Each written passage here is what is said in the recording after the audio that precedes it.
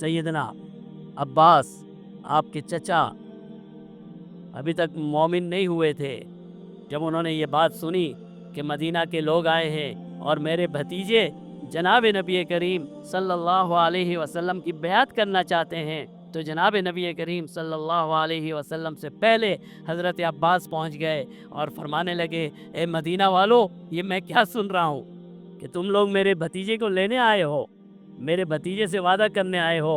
असाद बिन ज़रारा और दूसरे साथियों ने कहा, यकीनन हम ये वादा करने आए हैं। फरमाने लगे, तो फिर सुन लो, मेरा भतीजा अपने कबीले का सबसे मुअज़्ज़िज़ शख्स है, वो सच्चा है, वो दयानतदार है, वो अमानतदार है, वो हम सब का महबूब है।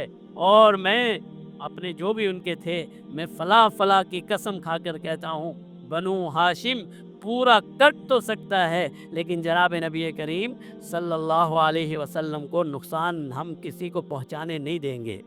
आज तक हमने रहमत दो आलम सल्लल्लाहु अलैहि वसल्लम की हिफाजत की है।